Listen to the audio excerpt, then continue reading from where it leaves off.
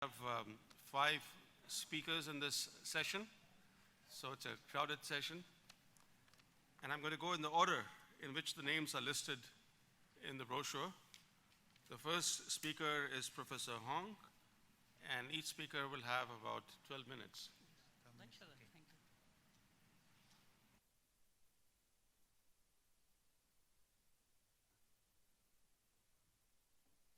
Sorry. Thank you, Mr. Chair. Good afternoon, ladies and gentlemen and colleagues. So the first thing I have to say is that I have to thank the organizer, the Diplomatic Academy of Vietnam, Foundation for East Asia Studies, Vietnam Lawyers Associations. I remember this morning, Ambassador Quy suggests that we speak frankly and constructively. So that's what I'm trying to say. But I think there's an advantage of speaking at the last session, is that when people are tired, they don't pay attention, they don't care. So you can say anything without being afraid of causing controversies. Now, this is an observation that was made 1.5 centuries ago by US Secretary of State, and it says highlight the importance of the Pacific. It was the future then, but now it becomes the present. But I think that statement is only half correct. The first one is really important. But the hidden here is that by this time, Pacific would be a sea of development, peace, and stability. In reality, it's not so. And that's why we have to have a meeting like today to talk about it.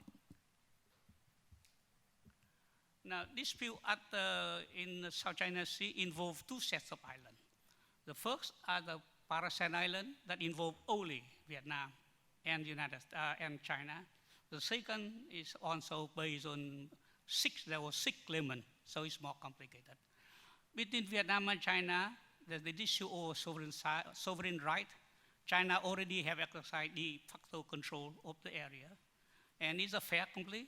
But Vietnam does not accept that fait accompli, and therefore it would be too optimistic to think that there will be some success in negotiating over sovereign right. But there are others that are also subject to dispute, that is exploration and exploitation right of resources, and finally fishing right. And the fishing right is most critical to Vietnamese fishermen. Since the last meeting here in Ho Chi Minh City about how do you to protect the legitimate fishing right of Vietnamese fishermen who fish, and I quote, in seas that they have fished for generations. So I think one way to do that, I think this possibility to talk about it, because both sides, both the Vietnamese and the China have mentioned those principles. I think adequate settlement of that dispute would have to be based on 3 principles. One is special consideration for the right of Vietnamese fishing in their traditional area. Number 2 is looking at the big pictures, that was Chinese only advice. And number 3, China behaving like a big brother to Vietnam, which both Vietnam and China like to do. If these principles are followed, I'm sure that something can be done to give the Vietnamese fishermen the right to fish in the traditional area. And it's very important for them, because it's very if you look at the central island, the central area of Vietnam, it's very poor. The only occupation, only livelihood is fishing. You deprive the livelihood, they will be living in misery. So I think, if you think about this reality, and if China is being in a benevolent factors, I think something can be done about it. That's not too difficult. The second one, about the dispute of Spratly Island. Spratly Island related to many countries. 6 claimants.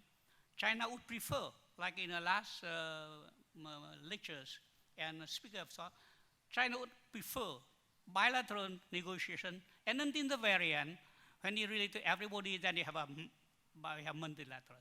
But China never say that they wouldn't take on the second. They could do on track. They're willing to do multilateral negotiation too. And multilateral diplomacy led us to the DOC, Declaration Conduct 2002. And at the time, the DOC is a compromise between doing nothing or doing something in preparation for eventually future than be COC. But you know that 13 years have seen nothing happen. China recently have success that there are three things. Number one, the principle is that there be no external interference. Number two is emphasis on maximum consensus.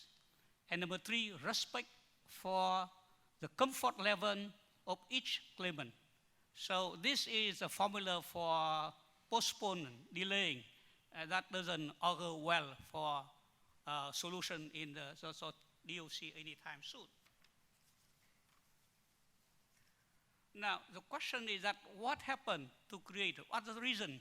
Why? What is the reason for major power involvement? How they did it? And what is the implication for the involvement to the small country of Asia? First one is that if you look at from COC today, and from 2002, 2009, things seem to be very quiet. But under the surface of tranquility, things have been happening already. And China have already made move. 1974, 1 year after the American troops withdraw completely, China felt safe to take over part of the Paracel Island. And she now have total control of the whole island chain.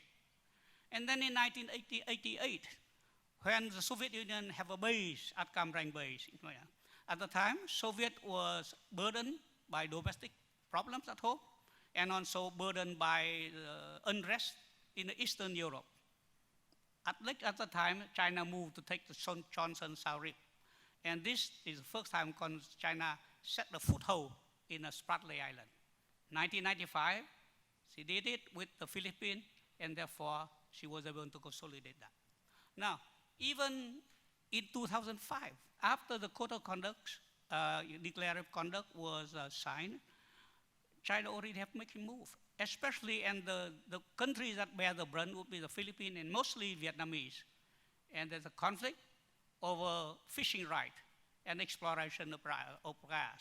China opposed, as a matter of fact, opposed to work by BP, British Petroleum, by Exxon, and they already have buoy. And so China have already tried to move the bull. But at the time, the question is why nobody say anything about that? You think about it, the 70s, the 80s. At the times, because China was only applying pressure toward Vietnam and China only. And Vietnam was not popular at the time. At the time, United States, China, and ASEAN make common cause to stop Vietnam in Cambodia and to stop supposedly Soviet expansion into Southeast Asia. People don't worry about that, so they don't care about what happened. Only in 2009, the world was surprised when China drew the 9-dash line. That is why they begin to, the 9-dash line, with the 9-dash line, China was ambiguous. So 9-dash line intrude upon EEZ of many countries, and that's why ASEAN become concerned. Other countries also concerned, United States, and if you remember that at the time, 2009, there's a meeting between, in May, the meeting between Chinese and American, and the Chinese delegation said, this China Sea is our core interest. Ever since China have said, she never said that. But anyway, Mrs. Clinton said that China was telling that to her. And then in the next month, in June, there was heated discussion between the Chinese and the American as a Shangri-La conference, Shangri-La Dialogue of 2010.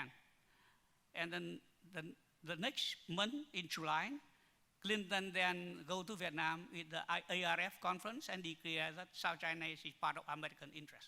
So you put core interest and American national interest, it is room for conflict and even possible war. People go to war to protect their national interest. And this caused a lot of tension. But all those big talk did not deter China. 3 major events led to what happened today. the Scarborough incidents in 2012. That's many of our speakers before already mentioned that. And then the next HD 981, the oil rig incident in 2014. And then recently, most recently, Chinese complete the massive land reclamation and construction project. And that led to people being into China is, according to them, moving, unilaterally changing the status quo. And there's a concern about both countries that there's a precedent of might make rise and attempt to unilaterally changing the status quo. So if you look at the map, I draw that is the 9 dashed line. That causes concern. And then you have the Chinese bill there. You can see the second map. The dispute area, EEZ are overlapping each other.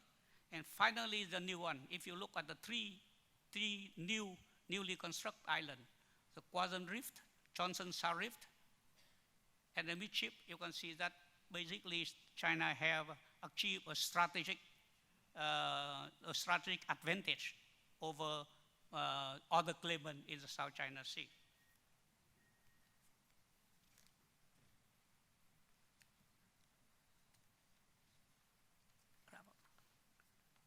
Thank you. Set the 20 minutes? Okay. Now, major reaction. You can see there's no need for me to explain. Now, recently, the discussion in Washington, D.C. about last week about counter-coercion strategy. India also already have mentioned before. You got Japan, you got Australia, you got Indonesia, even Indonesia we're talking about that. And only Russia is interesting. Russia also interested in that area, concerned about stability, instability, but from Russia's point, other countries think America is stabilizing factor. Russia think American is destabilizing factor. Implication, what happened? Implication is that rip-up rhetorics have caused concern, and it led to very dangerous situations. And because of that, there's a danger that a new type of Cold War, rather new type of big power relationship is beginning. So there are a lot of recommendations for conflict resolution, but I move it, you can read it in my presentation, but I'm going to move to what the prospect for success.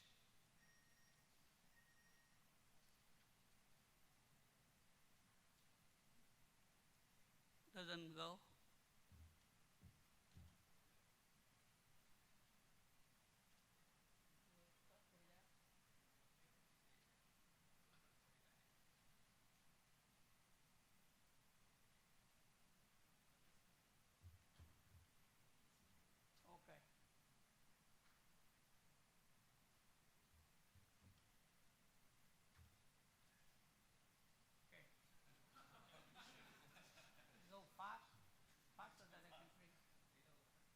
Prospect.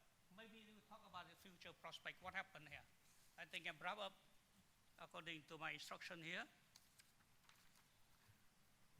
So there are a lot of recommendations for solutions. Success of any and all of those proposals depend on two critical factors. Number one, the political will of all parties to make concession, maintain self-restraint, and avoid the temptation of seeking unilateral advantage at the expense of others. And second, an appropriate balance of power to maintain peace and stability and deter unilateral act of expansionism. China rise is the issue. China rise in power and influence is inevitable. The question is how this rise can take place in a peaceful, gradual, and less disrupting manner. China's latest success in unilaterally changing the status quo in a dramatic way have caused great concern. The question is that can China exercise restraint both in its sovereignty claim and action to assert this claim? How can China rise, be accommodated and accepted? In what way can China rise to be a force for peace, stability, and prosperity, not a force of disruption, conflict, and war? these are the big questions related to the South China Sea dispute. Basically, the South China Sea are manifestation of two sets of conflicting visions. At the local level, it is a vision of China dominating the South China Sea, which clashes with ASEAN aspiration to build a zone of peace, stability, prosperity, and neutrality, free of big power interference and rivalry.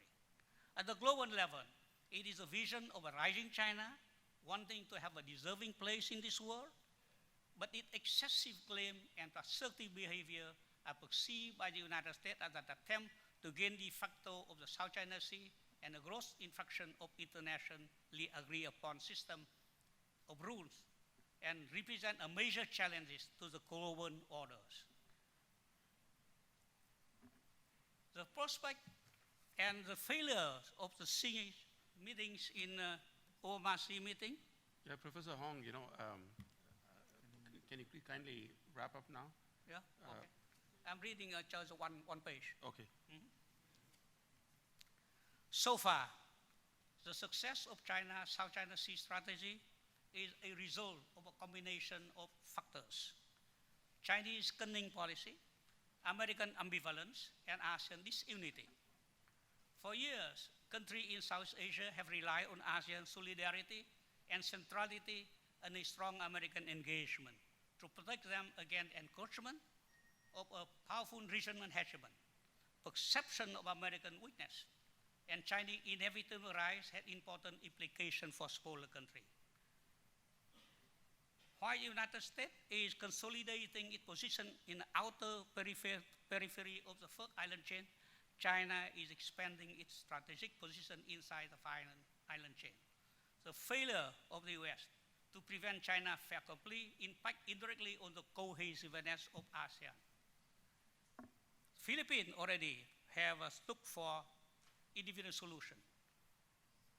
The Indonesian is moving away from a post-Asian policy based on promoting its role as maritime power in the Asian Food Group of Four. Others, seeing the inevitable dominance of China, may decide to jump on the bandwagon before it is too late.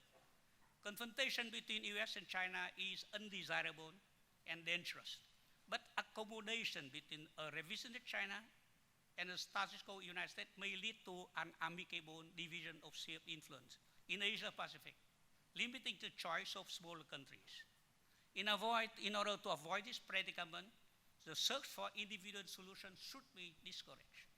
Important Asian countries, in order to avoid the paralysis of decisions by consensus, such as Indonesia and Singapore, can join forces with the other Asian claimants to form a united stand against the practice of might make right.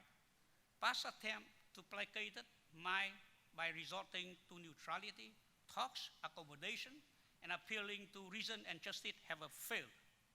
Good power cannot be contained by morality and justice alone. It must be contained by a combination of power and justice. While the smaller state cannot provide the muscle, the United States, Japan, India, Australia can. But ASEAN, particularly those ASEAN countries that count, must drop the pretense of impartiality and neutrality to support and give legitimacy to the countervailing forces. One, the appropriate balance of forces is rich, justice and fairness may have a chance to be achieved through law diplomacy. On the other hand, effective management and a peaceful resolution of disputes depend a great deal, if not critically, on China's behavior. It is clear that China aspires to a leading role in the Asia-Pacific. It is also normal for big countries, such as China, to aspire to such a role.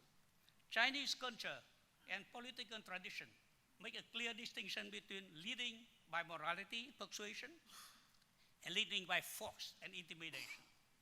And they have come down heavily in favor of leadership based on morality and principle.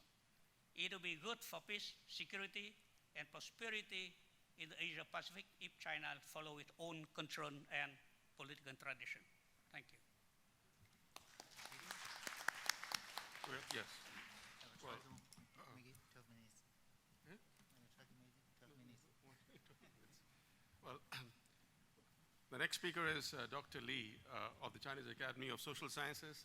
I just told him that I hope he doesn't take as much time as the first speaker. Yes, I have to take in the chair's watch so that I can go as long as I like. Joking. Thank you for inviting me to attend important events by the DV as well as President Deng. Because there's a very nice city for visit. I just, the lunchtime I asked the lady in the front desk, what's the meaning for the one town? They told me that one town means a wonderful town. Is it true? I don't know. The second one is that because here is the base for the oil exploration for the Vietnamese country. So if I'm rich enough, I will try to rent a helicopter to visit some oil rig offshore. Problem is I'm not rich, so what I can do just try my best to make the presentation. This time is my second time to attend the conference. Last time I be a replacement for famous female, that's Dr. Hong Nong. This time I'm a replacement for famous mayor, Dr. Jin Chanlong. But we are similar because we mainly focus on the international studies. So what I can do, just try my best to make my presentation as good as the original one, right? Okay, come. This map, all of you might familiar with this kind of map. In English, it's from the CIA, right? Because they are expert for everything. This map from Chinese, we don't have the CIA. This one, for somewhere I don't know. It's not really accurately. It's just a roughly present the islands and lives occupied by the Cayman states. Okay, based on this, I will go down. It is since to my perspective is nowadays the South China Sea disputes will be divided into the three levels. First one is between the Cayman states. The second one is China and the ASEAN as a whole. China here includes mainland China and Taiwan, China, Taiwan, okay. And then the main powers, which from all over the world. My presentation will focus on the main powers. It seems to me it should be the EU, Russia, South Korea. I put a question mark here because maybe someone may disagree with it, but I think it's the one. And then India, Japan, US, and China. I will make a category of the national interest in terms of the South China Sea disputes. The definition is in the middle column, and then I make it the four levels. Core interest means just like the brain and heart to the body, and then important interest just like the arm and leg. So just like, and then the general interest is like a finger or like toe, and then the secondary interest just like you nail or hair. I divided like this for the economic aim. According to the category, it seems to me that for the EU, Russia, and South Korea, the South China Sea disputes belong to the national interest between the general interest and the secondary interest rather than important national interest. For India, perhaps it between to the general interest in a few field, it will come to be the important national interest. And then for the Japan, it will be the general national interest. And for someone, because if you view it from the objective way, I would say it's the general national interest of Japan. But Japan just it seems to me, Japan make it more important than that it really is. So I will put it the important national interest for Japan. For the United States, because the South China Sea is the important, is a core value for the U.S. Navy, right? Also for China, of course, there's between important and the general national interest. According to this kind of categories, I will say the main players in the South China Sea dispute is to be India, Japan, China, and USA. The problem is what the future those 4 players will do. For India, maybe it will behave. How you behave, I think it will depends on concrete atmosphere. In Japan, I believe it will make itself more active. USA, of course, because now are conducting more and more freedom of navigation operations. It undertake this kind of conduct based on some reasons, keep the stability, or make the lower player of the owning superpower, and also for the freedom of navigation for the U.S. Navy in the EEZ as well as the territorial sea. That's the critical factors for United States to conduct this kind of freedom of navigation operation. For China, it depends. Maybe because for China, it just want to control the differences between China and the ASEAN claimant states and hope to enlarge the common interest between China and other countries. Why? Because the one Belt, one Road strategy. And then we can see that there are some similarity of the policy aims towards the South China Sea for those 3 or 4 main powers. For all of them, they don't have the will to go to the war. The second one, they have some consensus on peaceful solutions.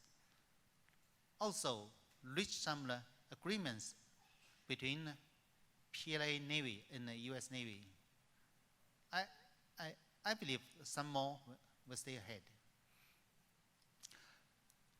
My conclusion is that the game between the main players, powers, or especially between the 3, China, Japan, India, will keep on in the foreseeable futures. But, for the main powers besides China, they are trying to do something to make China to clarify its South China Sea claim. I think that's one main and the main aim of the FONOP, freedom of navigation operation. And then they will also serve as a prepare to push on the process of the COC making for those 3. And then if they say no, we don't want to do that, what will happen? This one is a famous figure.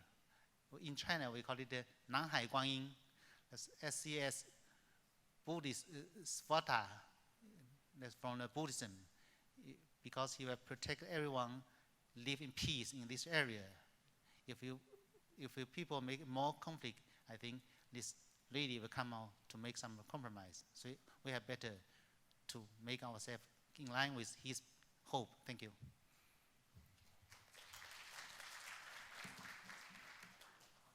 The next speaker is Dr. Cronin.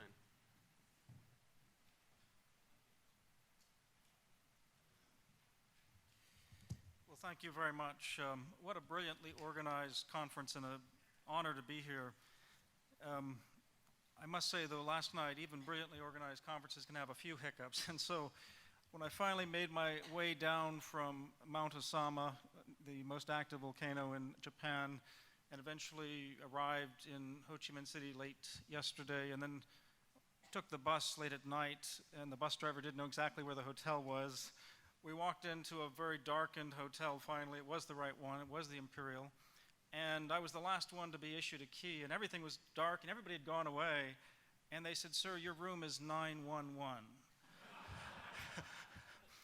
Now, I thought, this is probably a coincidence, but since I'm an analyst, I'll overanalyze this. You know, either the organizers are trying to send me a message that they need a rapid reaction force. They hope America will be the 911 for the South China Sea.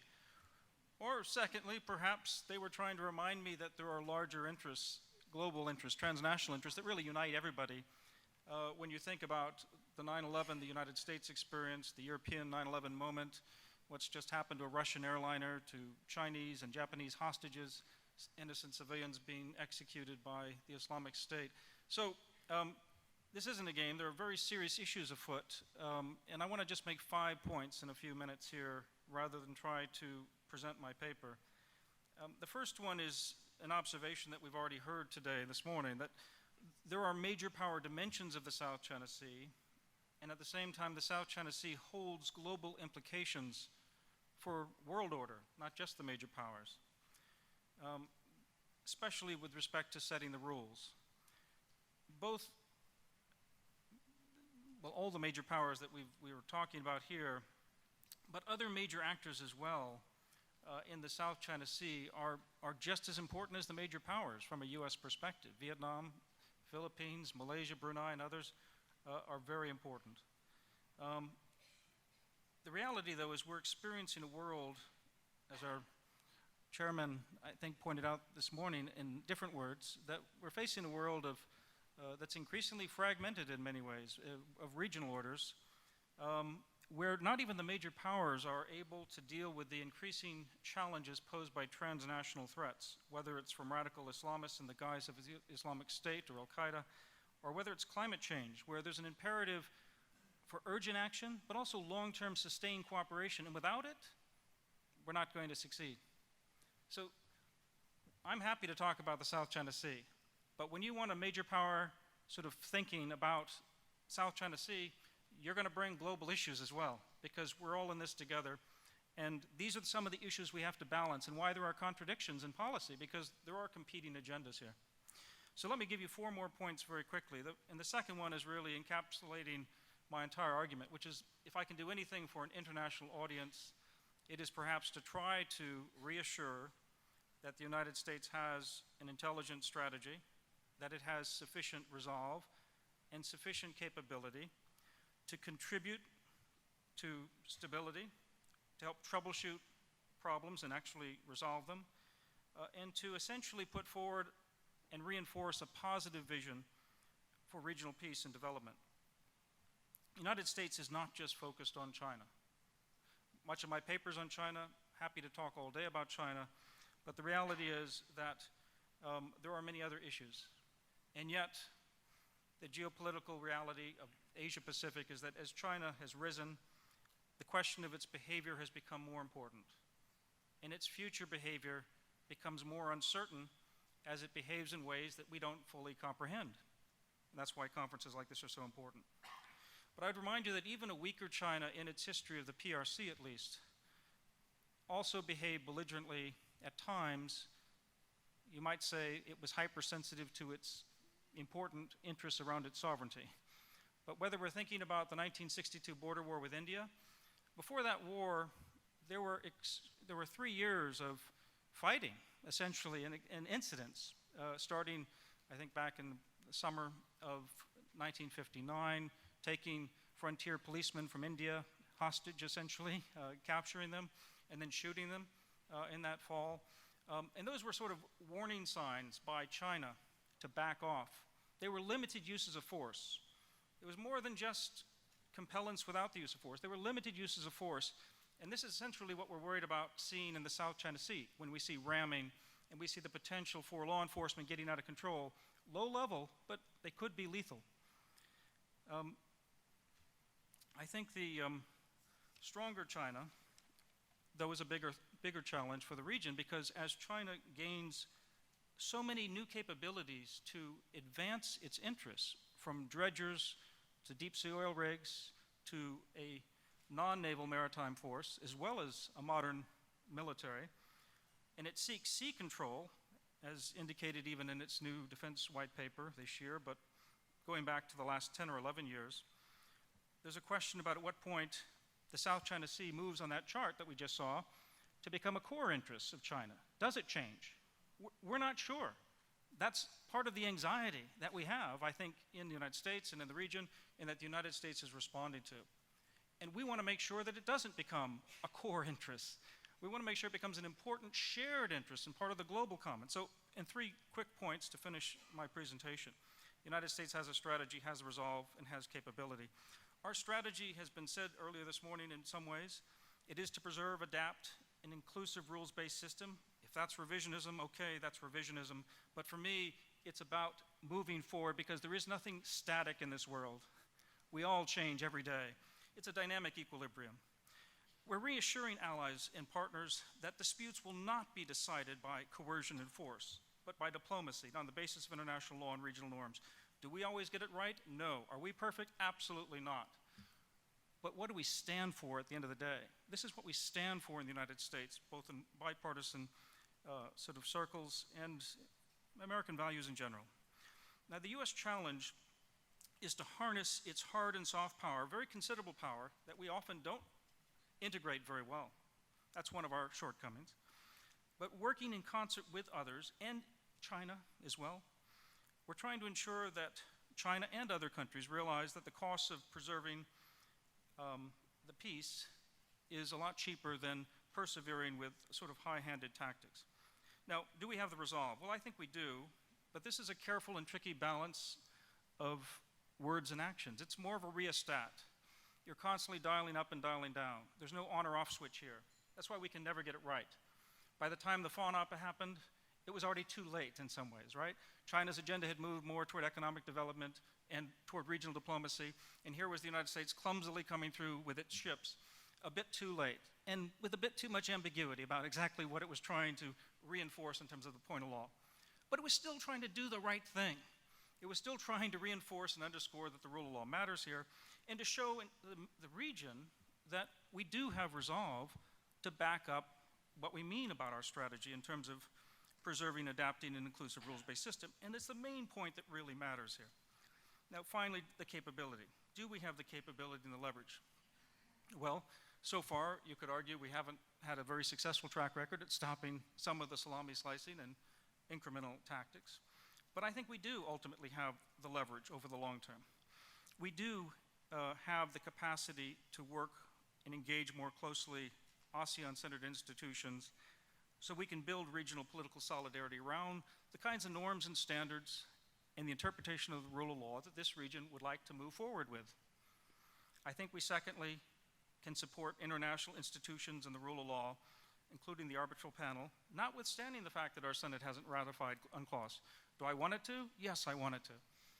But we're still going to abide by international law. We're going to support UNCLOS, and we're going to support international institutions to the best of our ability. Thirdly, we're going to build maritime capability, starting with information sharing. Maritime domain awareness is almost an essential ingredient of intelligent decision-making for diplomacy and peace in this region. And yet so many countries in this region lack what we call a common operating picture or maritime domain awareness.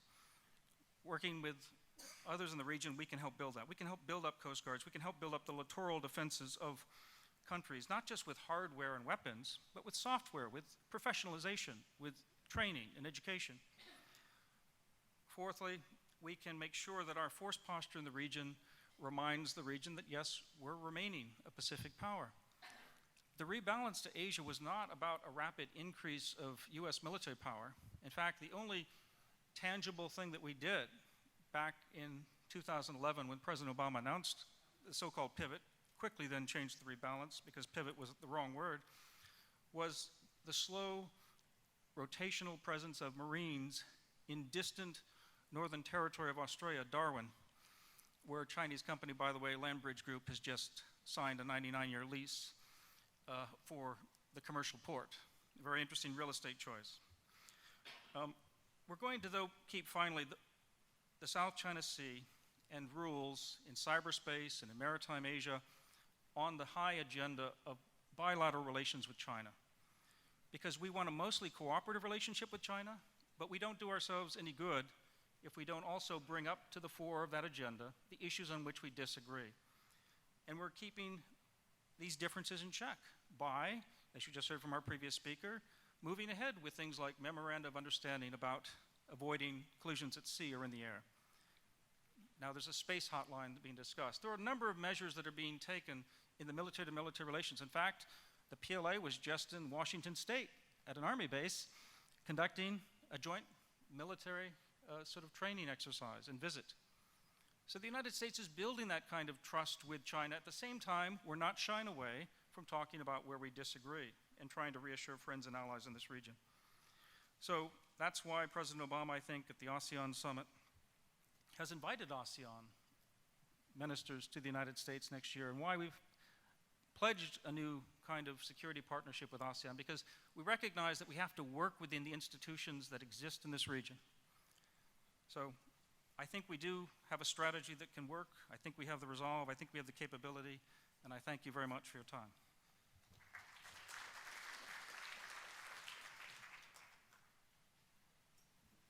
The next speaker is Dr.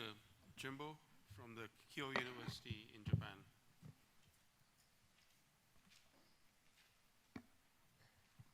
Well, thank you very much. And let me begin by thanking organizers, DAV, FESS, and Vietnam Lawyers Association for kindly inviting me to this beautiful city of Bun Tao. I'm asked by the organizer to speak Japanese perspective on South China Sea. And to begin with, I think there have been a myth and reality about Japan's involvement in the South China Sea. Many have started to argue, including media and the specialists, that Japan's active involvement does include their indigenous and joint actions with the United States in the South China Sea. And I think I will directly address to this issue what would be the possibilities and limitation of such perception. But I think in order to do so, I think I need to get like a macro pictures, how Japan sees the strategic importance of the South China Sea. And when we go, look at how the Japanese security policy evolvement under the Shinzo Abe administration, that has been quite impressive. Most notably that in April this year, we have revised U.S.-Japan Defense Cooperation Guideline. That was the first time in 18 years, which actually enlarged Japan's logistic support to the United States in a more robust manner. At the same time, it enabled United States-Japan's so-called seamless response to the all phases of the conflict, from the peacetime to emergency. That also includes the gray zone situation where the armed attack situation was not being conducted. So that that has been quite robust in a way that to activate Japan-US alliance to deal with the new situation in Northeast Asia and also beyond. And we have also concluded our passing of the national security legislation, which was highly controversial in the Japanese politics.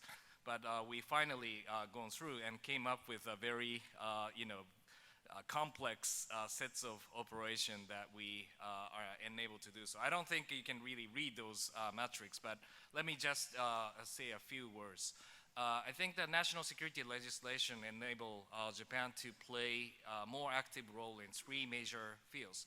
Number one is so-called the gray zone situation. As we see the deterioration of the situation in the East China Sea, how to deal with the senkaku and maritime encroachment of the Chinese activities, we also have to step up to upgrade our operations of the coast guards and also more hand-in-hand connectivities of operation between coast guards and maritime self-defense force. And new security legislation obviously try to connect those whole government approach to deal with the gray zone situation. And second is obviously to enhance the U.S.-Japan security cooperation, as I already described in the U.S.-Japan Defense Cooperation Guideline. The sets of the legal basis will enable us to provide the enhanced supporting operation for the U.S. Asset protections in the peacetime, and also our seamless cooperation during the crisis, and also our activities beyond the situation surrounding Japan. And also Japan is set to enlarge the proactive cooperation towards the UN peace operations and also the alliance coalition missions abroad. And then I think that those legal foundation of the Japanese security policy may enable us to set the ground for at least a legal basis for our policy options to be more flexible, to be engaged for the active cooperation in the security affairs. And what does it really mean for Japan to be engaged in the South China Sea? And I think there are 4 points that why we think the South China Sea has become a more strategically important for the Japanese security policy. Number one, obviously that the stability of the South China Sea is our vital interest for securing the sea lanes of communication, just the same as everybody else in Northeast Asia and beyond. And second, Japan became more sensitive, obviously, on the connectivity of the situation between South China Sea and East China Sea. So that the pattern of the Chinese assertive activities, ASEAN's, especially Southeast Asian response, gains and losses of their interactions are quite important for Japan. So especially how ASEAN can be successful in managing the status quo in South China Sea will have a strong impact on wider context of the Chinese maritime behavior, including East China Sea. And thirdly, Japan has a strong interest in how the rules and mechanisms for the maritime security are established and consolidated in the South China Sea. So in this sense, ASEAN-China COC and relevant confidence building measures to be established in the South China Sea may have a very important strategic impact on managing the East China Sea. And finally, fourth point is that Japan pays increasing attention to the U.S. strategic involvement in the South China Sea. So that recent FON operation, we provided the full support on this, and then that is very important for ensuring the U.S. credible commitment to the situation in the maritime front. And then finally come back to my point of how you can really frame the situation of the maritime security. I think there are three domains. First of all, as I mentioned, it is a gray zone coercion that we are facing daily. And secondly, is the low intensity conflicts that involves the accidental crush, limited military assaults, and then to the final end, that is the high-end conflicts situation like A2 AD challenges, which changed the rule of the game, how those military balance of power to be established in the coming years. And as Patrick mentioned, it is the dynamic equilibrium, so that things we are seeing in 2015 may be drastically changing in 2025 and 2030 and onwards, so that these three domains of the management of the issues regarding the maritime security must be constantly updated, how to seek the equilibrium among the concerned parties in East and South China Sea.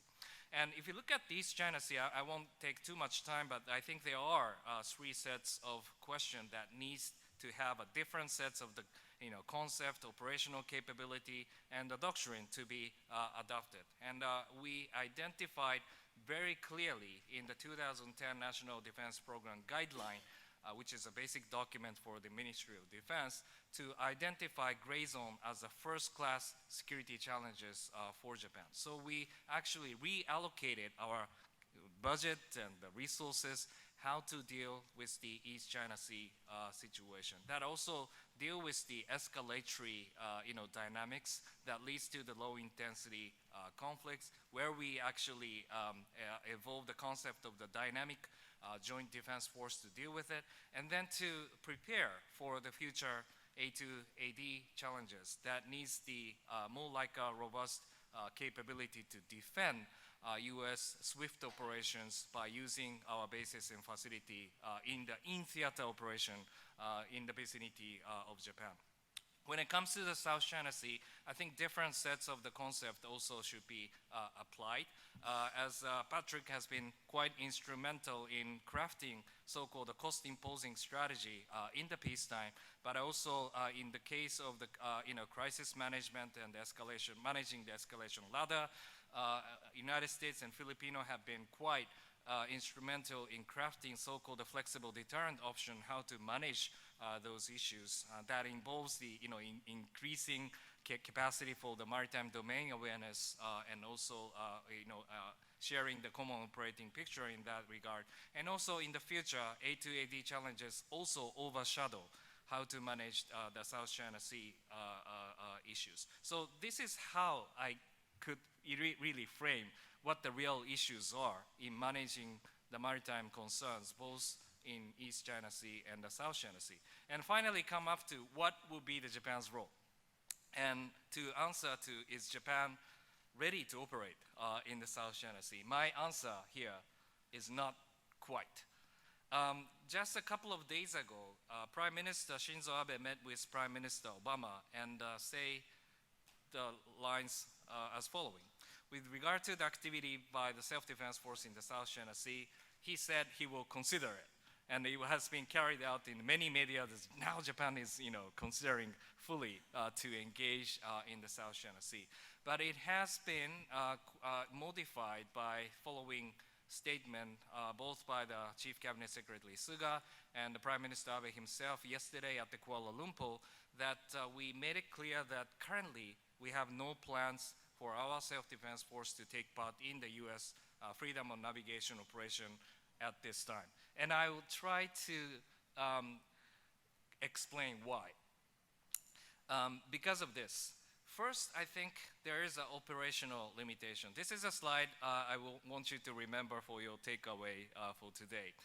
We do have a very advanced surveillance aircraft called the P3C, and to be replaced by a P1 in the future. But currently, we do have the couple of squadrons in the western parts of Japan that is ready to operate to have conduct the ISR missions in the East China Sea. But when it comes to the reaching of the South China Sea, it can only be there for 2 hours and then have to return to Japan. And nobody can really expect that kind of operation can be regularized in the manner. And secondly, there is the trade-offs between East and South China Sea. As mentioned by many SDF senior staffs and the retired officers, we have been very busy operating the ISR missions in the East China Sea and also in the Bay of Aden. There are no such kind of extra quota for our Maritime Self-Defense Force fleet to share those operations in the South China Sea. So this is a reality of what Japan can currently do for the South China Sea. And so what are the basic approach to the Southeast Asia and South China Sea at the current stage? I think we do have three basic pillars to engage in Southeast Asia, which are quite, I think, strategically important. One is to enhance our networks of the military-to-military relationship. We do have a lot of joint military exercises, bilateral defense dialogue, and multilateral forum. These are the venues where Japanese self-defense force will upgrade its interoperability and joint operation together with the United States and other regional partners to enhance the capabilities together. So it is about the military-to-military cooperation, which is enhanced most recently, which will drive our interest and engagement in Southeast Asia. Second is the financing aspects. It has begun in early 2010s under the DPJ administration that we emphasize our official development assistance to be utilized in a more strategic manner, so that the resource allocation of our official budgets are now looked at the sense where connectivity between those development funds, humanitarian assistance, but it will be associated more with our strategic intention to engage in Southeast Asia. These are very important aspects. And finally, as we relax our basic policy of the defense equipment transfer, it actually enabled the Japanese government to engage in, entering into the arms sales market. we began our capacity building efforts by providing the Philippines with the Japanese Coast Guards, and similar model to be also being planned to be applied to Vietnam and also beyond. And I think that the items of the cooperation may expand in the future. That may involve many of the ISR assets, multi-purpose aircrafts, and also with, as Patrick mentioned, it's a soft approaches, providing training, operational access, and the streamlining of the bureaucratic processes. These are all part of the capacity building. So that I think, it is quite important to, ask ourselves what will be the future role of Japan in the South China Sea. You can always ask yourself what will be the direct physical approach by the self-defense force to be involved. But to me, it is more important what is the structural aspects, what Japanese government also with the commercial interests and also the business communities are engaging more strategically to Southeast Asia, which will enhance, I think, the robust Japan-Southeast Asia security cooperation in the future. Thank you very much.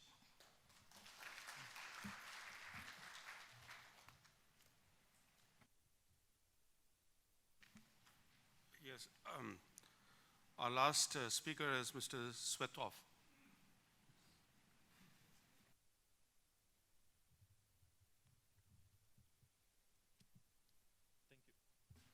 Thank you, Honorable Chairman, dear guests, ladies and gentlemen. It is an honor and a privilege for me to speak at this esteemed conference. This is my first time. I hope it's not my last time. But speaking last on this panel, speaking last today, I feel everyone has had a lot to process today. But hopefully my talk will be a little bit refreshing because there is not much discussion going on about Russia's role in the South China Sea. Perhaps that has objective reasons, but for me personally, it's a good chance to speak about something different. I would also like to make a disclaimer that nothing that I say should be attributed to the Russian International Affairs Council. I hope it doesn't mean that I'm going to say anything scandalous. I would like to focus on Russia's interests in the South China Sea, the limitations that Russia currently faces, which are one of the main reasons why we're not talking about this that much, and some opportunities for Russia's constructive engagement in the South China Sea issue and the resolution thereof. But before that, I think I owe it to the audience to make a very brief introduction into what drives Russian foreign policy today and the drivers that determine how the South China Sea issue is approached. Many experts and observers have noticed and have been speaking a lot about new assertiveness on behalf of Russia and Russia's foreign policy. Some even call it aggressive. Well, what we can say is the fact that Russia has been in the front line of international media attention and expert attention due to increased activities. This concerns what happened in Ukraine. Recently, it concerns what is happening in Syria. And the ongoing rift between Russia and the West, which may or may not get a bit better in terms of cooperation over fighting the Islamic State and stabilizing the Middle East. But what I think is, what should be said, is that what happened in and around Ukraine was first of all a battle of perceptions. It demonstrated that there was no trust between Russia and the West, and that some actions on behalf of Western states were taken in Russia with great sensitivity. They were taken as an infringement upon Russia's rightful interests in its closest neighborhood, right over its front door, and Russia's counteractions, by which I mean the accession of Crimea to Russia and Russia's support to the People's Republics in southeastern Ukraine, were in turn taken in the West as aggressive actions. So that is what caused this stage of the Russia-West mistrust. And mistrust is the first thing that characterizes Russia's current foreign policy towards the West. It drives it. Then we have a more or less physical manifestation of the rift, which is the sanctions war. And we have the information campaign. And in this information war that is going on between Russia and the West, there are two countergoing narratives. The Western narrative is that Russia's actions are turning it into a rogue state. They are driving away Western-minded and civilized, so to say, states from Russia. And Russia is becoming more and more isolated. The counter-narrative to that, obviously, is a statement that Russia, in fact, is not isolated, and it has a lot of opportunities of cooperating with China, with non-Western states, with the rest. And I think that this is what we have to keep in mind when we speak about Russia's interests in the Asia-Pacific.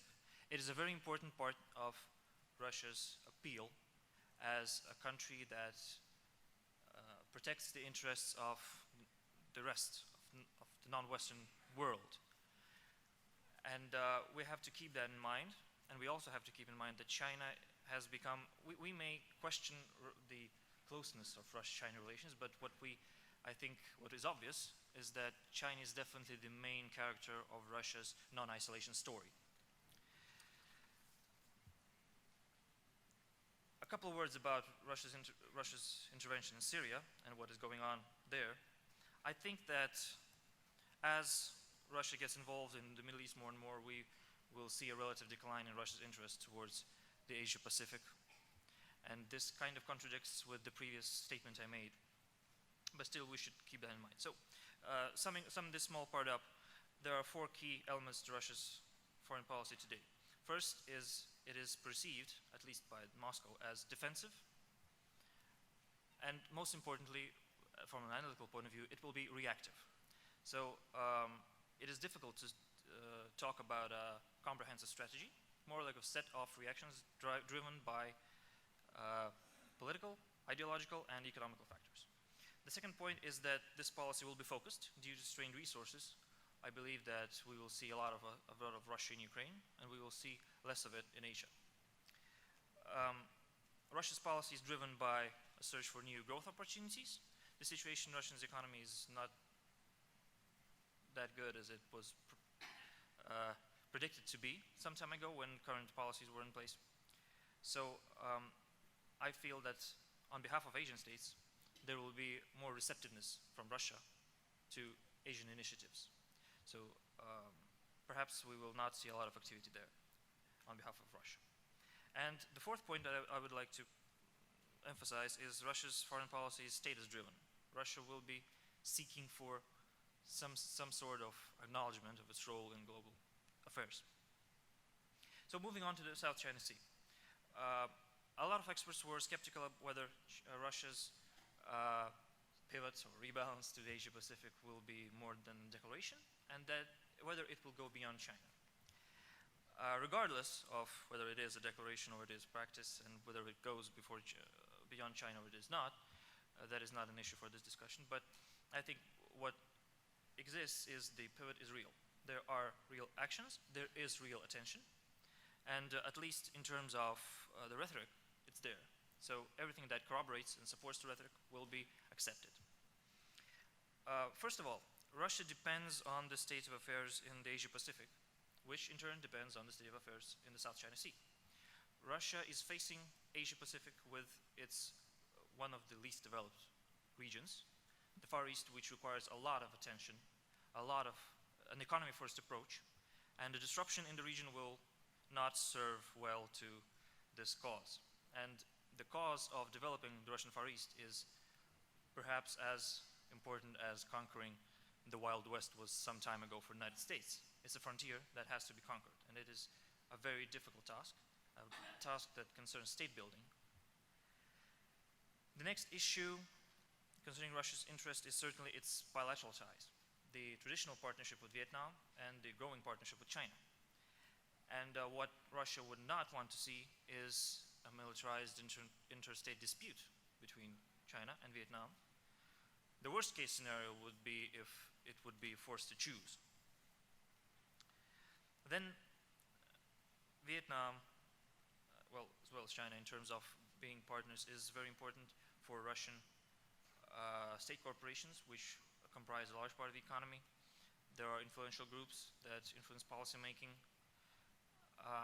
which are interested in developing relationships with China and with Vietnam. So that was also an important thing. Remembering the status part of my previous argument, Russia's activity in Southeast Asia and in Asia, and Russia's relationship with Vietnam particularly, are a manifestation of Russia's global power status. So the idea, the image of a global power, at least for the Russian political establishment, is that of a country that has a finger in all of the pies all over the world. That is an important element of this image of a global power, of a large power, of a growing power.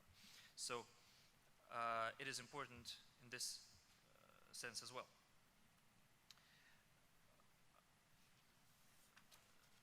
So I'll move on to the limitations that Russia's policy in the South China Sea currently has. First of all, what has already been said is that there is quite little room for diversification of Russia's ties in the country, in the region, sorry. I don't think that for the moment there is a viable way to counterbalance China with any number of Southeast Asian states.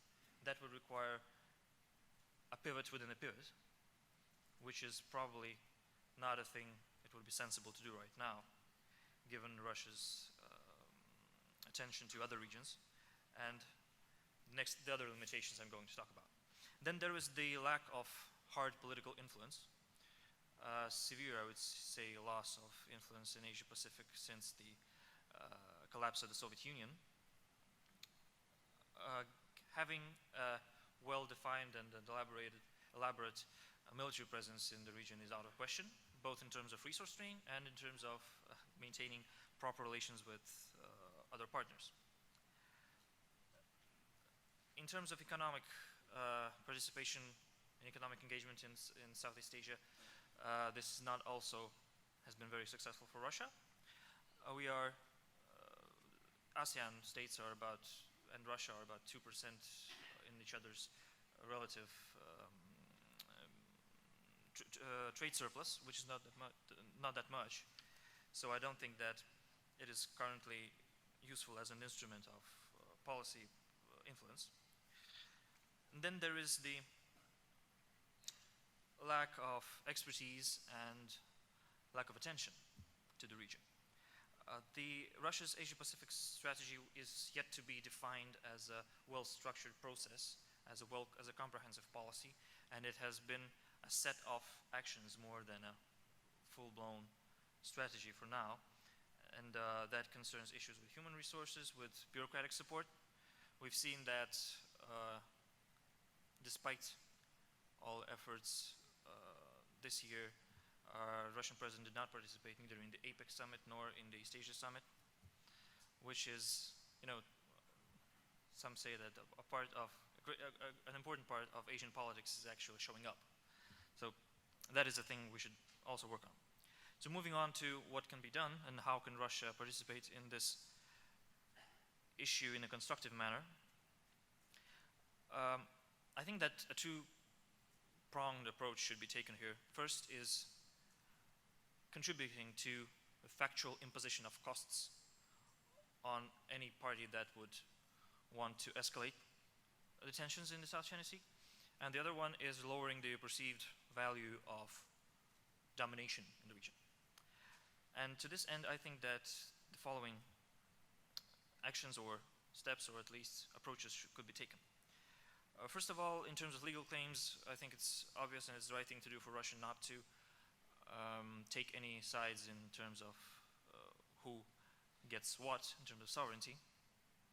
And I think that Russia's position, which has been almost non-existent and very neutral, kind of focused on the lowest common denominator by now, would be to actually present a view of what actions are considered escalatory, what what kind of conduct Russia considers unacceptable, because Russia's voice should be heard in this matter. Then there is offering Russia's mediatory and diplomatic experience we have, shifting the sovereignty-centered approach towards a global public goods approach, because that is precisely what South China Sea is. It's an entity where global public goods, in terms of maritime safety transportation, is produced, well, in a metaphysical manner, of course. So maintaining that the position that it is the coastal states that carry the primary responsibility for peace and stability of these maritime routes, still Russia should promote a more responsible approach to conduct in the region. Then I think, which concerns the China-Vietnam balancing situation, what is important for Russia to present is to demonstrate and to at least state that it will not allow political differences between two of its partners to influence its economic operations in the region. We have edged near that part with Gazprom working in Vietnam's coast of the South China Sea, but we have yet to see if this may become a problem. But I think that it would be a nice idea to present this kind of posture. And speaking about mediatory and diplomatic experience, I think that we can hone in Russia's experience in terms of operating, for example, in the Arctic Council, where international cooperation and confidence building started from non-political issues like protecting the environment and moving on to more important issues. This would help building capacity and promoting multilateralism. Thank you very much. I am wrapping up. I think that Russia could call upon its strategic partners, Vietnam and China, to work in parallel with global efforts in a more bilateral manner. Because I think that Vietnam still has to exploit its close connections to China in terms of inter-party connections, and to promote more bilateral understanding on the issue. And I would like to note that Russia's arms trade relations with Vietnam and with other countries of the region are of utmost importance here. Russia is, in fact, nowadays doing what the United States and Japan are still only planning or approaching to do. Russia is carrying most of the burden of increasing Vietnam's maritime capabilities and imposing costs on China and on any other assertion or aggression for that matter. So I think that we should recognize Russia's role in this case. So I was asked to wrap up, and fortunately I managed to say almost all the most important things I wanted to say. And I think that Russia's role could be reconsidered and furthered, but judging by how Russian foreign policy resources are allocated these days, I think that Russia will need more initiative from its Asian partners in the next couple of years. Thank you very much.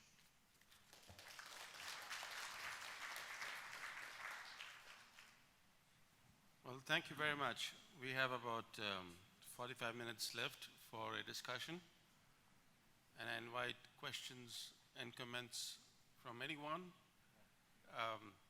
I won't see the nameplate of people who are located on the second and third row, so if you have any questions on the second and third rows, please raise your hand.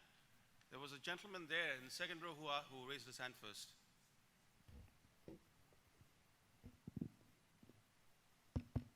Thank you, Mr. Chairman. I am Nguyen, President of CSSD, the Center for Strategic Study and International Development, the first think tank of Vietnam, the first private think tank of Vietnam. May I speak in Vietnamese in order to finish my comments in a very few minutes? I don't think that the South China Sea is a problem between the major powers. I disagree with it. At least we should have some more explanation. Ở Trung Quốc có một câu rất hay là sinh sự thì là sự sinh. Tức là nếu như mà Trung Quốc không gây ra những cái chuyện như là xây cất 7 cái đảo nhân tạo Biển Đông thì sẽ không có chuyện là Mỹ và các nước lớn sẽ tham gia vào cái cuộc xung đột này. Cũng giống như là tại Trung Đông, nếu như không xuất hiện IS thì sẽ không có cuộc không kích của các cái liên minh chống IS. Cho nên đây là sinh sự thì sự sinh. Tôi nghĩ là Trung Quốc đang bước vào giai đoạn thứ 6 của cái việc mở rộng ảnh hưởng tại Biển Đông. Và đó là giai đoạn nghiêm trọng nhất. Giai đoạn đầu tiên thì bắt đầu từ năm 54. Và giai đoạn thứ 6 là bắt đầu từ năm 2014. Và Mỹ chỉ tham gia vào nửa cuối của cái giai đoạn này thôi. Tức là từ tháng 4 năm nay thôi. Thế thì trước đó, cho nên tôi nghĩ là đây là vai trò đây là cuộc tranh luận hoặc là cuộc xung đột giữa Trung Quốc với Biển Đông, chứ không phải là tại Biển Đông.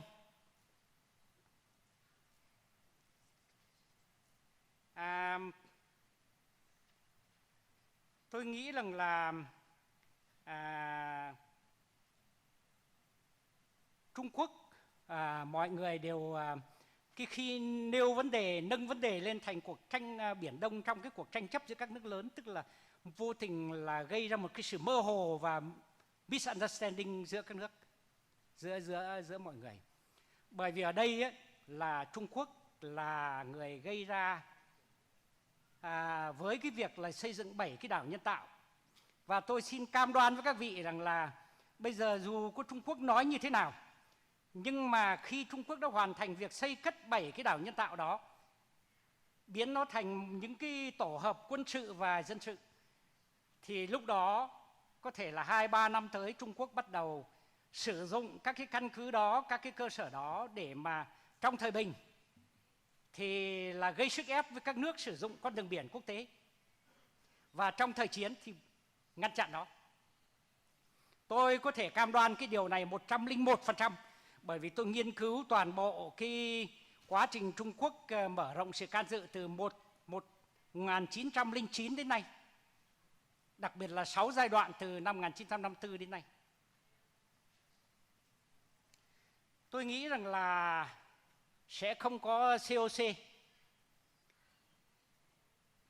chừng nào mà Trung Quốc chưa cảm thấy là họ đã hoàn thành cái mục tiêu là thay đổi nguyên trạng của Biển Đông và từ đó là kiểm soát Biển Đông. Trung Quốc chỉ ngồi vào kết thúc cái COC chừng nào Trung Quốc muốn hợp thức hóa cái nguyên trạng mới của Trung Quốc ở Biển Đông. Còn nhân đây thì tôi xin có 2 câu hỏi đối với một đại biểu từ Nga và một đại biểu từ Nhật Bản.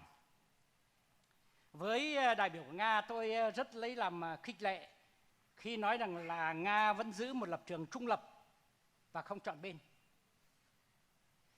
Nhưng mà tôi hỏi là nếu như năm 2016 mà Hải quân Nga lại cùng Hải quân Trung Quốc có tập trận ở Biển Đông không? Nếu như mà Hải quân Nga mà cùng với Hải quân Trung Quốc tập trận ở Biển Đông thì như thế là đã chọn bên rồi, thì không thể gọi là giữ lập trường trung lập được. Cái thứ hai là tôi nghe những cái phát biểu của đại biểu Nhật Bản thì tôi nghĩ rằng là dường như là Nhật Bản đã lùi lại một bước so với các cái tuyên bố trước đây, gần đây. Và có phải là tôi hiểu nhầm là từ nay, at least at this moment, Japan won't participate in any activities of the United States in defense freedom of the navigation in Southeast Asia? That is my second question. Thank you for kind attention. Thank you very much. David Iverson?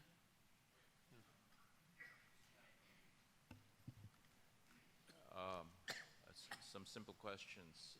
First, for Chellaney, I'm wondering what the effect on Chinese policy or strategy might be if the arbitral tribunal finds in favor of the Philippines and against China's position in the delimitation disputes.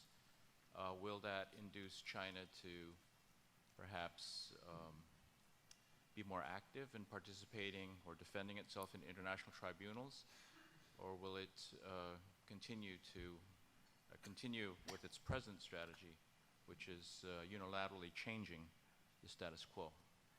And for our Russian friend, as far as Russian interests are concerned in the world, and considering the importance of the South China Sea, would Russia favor a balance of power as an alternative to hegemonic dominance of one power over this critically important body of water? How does it feel about the international rule of law? Should the international rule of law be applied to the governance of this body of water? What would Russia's position be on that, in line with its general foreign policy principles? That's all. There's a nameplate up here on my left side. Is that you, the lady here? Yes, please go ahead. Thank you. So on the topic of major power interactions, throughout the day, I've been hearing questions and concerns about the lack of real U.S. commitment and resolve to the defense of regional order, to the assistance of medium and small countries. I've also been hearing anxiety about the region turning into a major power rivalry and other countries, small countries, getting crushed between two warring elephants. So my question to the panel, and if the rule allows, I want to invite Professor Chellaney to answer as well. So where is the sweet spot? How can the U.S. show commitment to order, to peace and stability of the region, but not turn the region into a binary big power contest? Thank you. I'm sure Dr. Cronin would be happy to answer that question. I see a number of nameplates up here on the front row itself. And I'm sure there's questions at the back too. Are there people at the back, in the back rows, also wanting to ask questions? Okay, I don't see any hand. So I'll concentrate on the right side. There were people here who raised their nameplates first. Was it Rukmani, you first? Okay. Yes, I'm coming to you. So my question is to Dr. Chellaney. After her, she's first. Okay. You're second. You said in your presentation that major powers should make China clarify. The next step would be major powers making China clarify its claims. So what are these steps or measures that major powers have to take to make China clarify its claims within the South China Sea? And my second question is to Sorry, so the first question is to whom? Me. Oh, Dr. that's for you. Chellaney. Okay. My second question is to the entire panel. We've talked about the imposition of costs. So whom is it that these costs will be imposed on? Are we talking only about cost imposition on China? And who is going to impose these costs? The ideal answer would be a concert of ASEAN countries or some other regional organization, but clearly this has not happened in the last very many years. So what would be a realistic cost imposition strategy, so to speak, to mitigate escalation of conflict or tensions in the South China Sea? Yes. Leszek? Thank you. My comment is directed towards Jimbo. It has to do with Japan. All these developments that you outlined are all very interesting, but they're all quite recent. And I just wonder whether or not the Abe government has made plans, rather elaborate plans, in cooperation with the United States, that an increasingly resentful Japanese public would be unwilling to support. We had the government railroaded through the legislation, the two security bills, and there were demonstrations in Tokyo about this. And I ask this question because these moves have been accompanied by what many in the Japanese public regard as an effort to curtail freedom of speech according to the security legislation. So it may be in the future that some of these programs and some of these plans may be reversed, not all of them, as the public expresses its resentment in various ways. So all in all, perhaps the Abe government has moved a little too quickly, more than, and has gone further than the Japanese public would be willing to accept.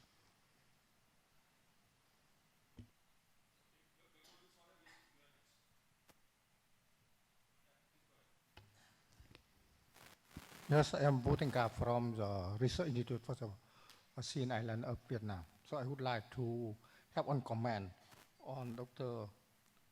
Sully. And in fact, you are already here the point of view of the US and Japan and Russia. And I think that they are not playing the game. And countries surrounding China's South China Sea are also not playing the games, because you see they have the sovereignty dispute with China over the islands and the unlawful U-shaped line.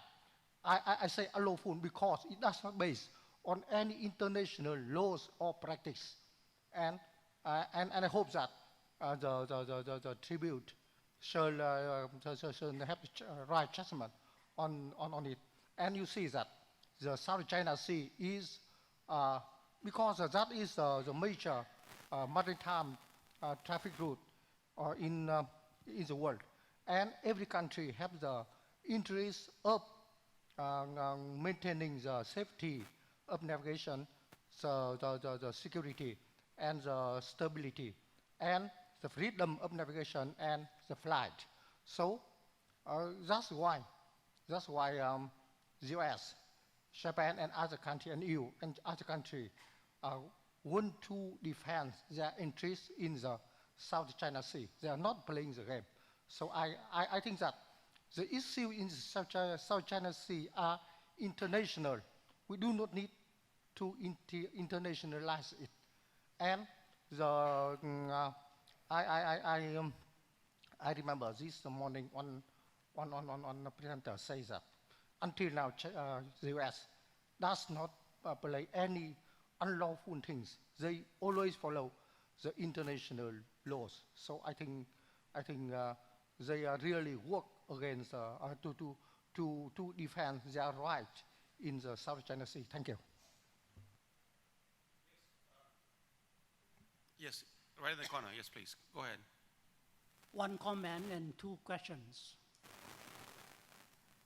The panelists have shed light on the topic of the section, and why the power hierarchy remain, but the overall architecture is non-hegemonic, and global hegemons are less viable. And the multiplex world encourages pluralistic and shared leadership.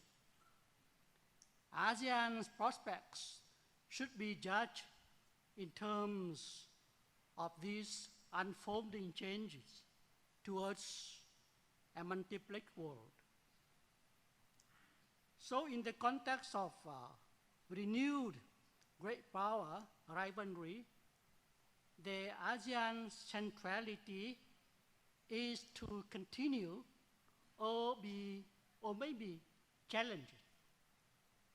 So my question is, number one, is there any rationale to predict that the marginalization of ASEAN, or it is to be exaggerated because ASEAN emerged stronger as one community, and it is step up its act to cope with their new strategic developments.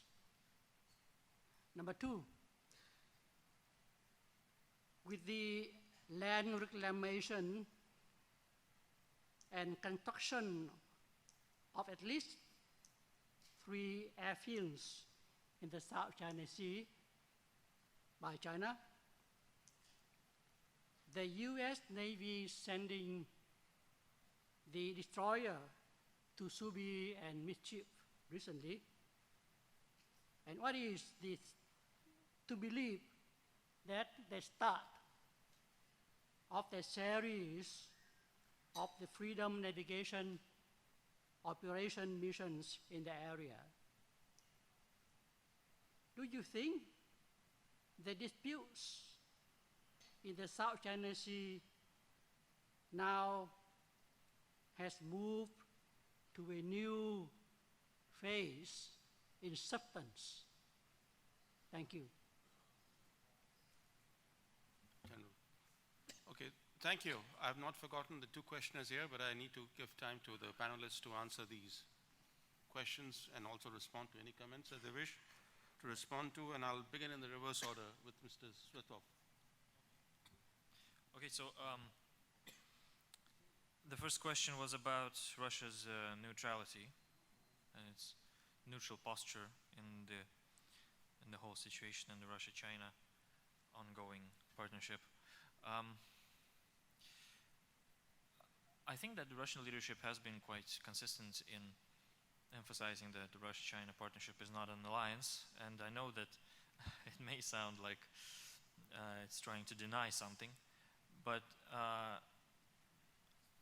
I feel that this is actually the case. Russia and China relations are not an alliance because there is just no common issue worth going to war over. That, by the way, is a very important statement I'd like to make. I think that by saying core interests, what we actually mean is an issue worth going to war over. So that I think would be the right way to put it.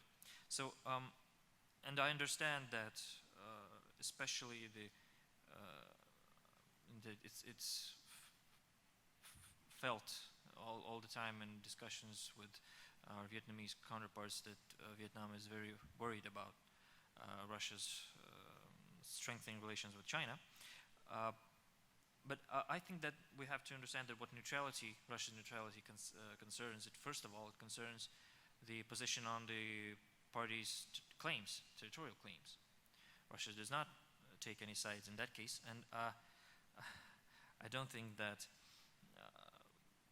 joint naval exercises with China would automatically mean Russia taking China's side in the South China Sea dispute. This doesn't seem like a direct connection for me. Perhaps there is a misunderstanding of what Vietnam is for Russia.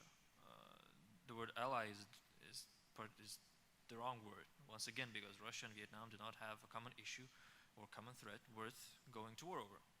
So I think that that covers the neutrality issue for me. I would like perhaps further to discuss this issue at the break, because that is very important, but that is being Russia and Vietnam, I think it's a very sensitive thing. About balance of power in Asia, in Southeast Asia being sufficient for Russia as an interest. I think once again, and it's not a thing I commonly do, but I will refer to the official position of Russia, which consists in promoting a rules-based order, which is based on multilateral institutions and the rule of law, and that is perhaps the thing that Russia would really like to see.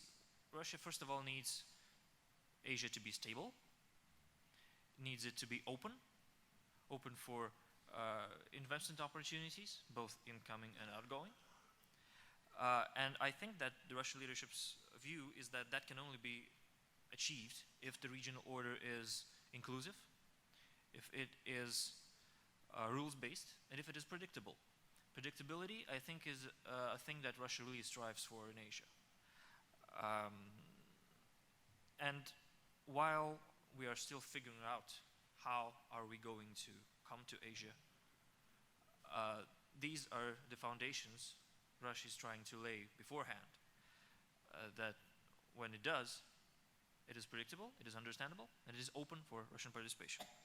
And I would like to take one of the questions that were asked to the panel about how does the cost imposition system work. I think that the object of imposing costs is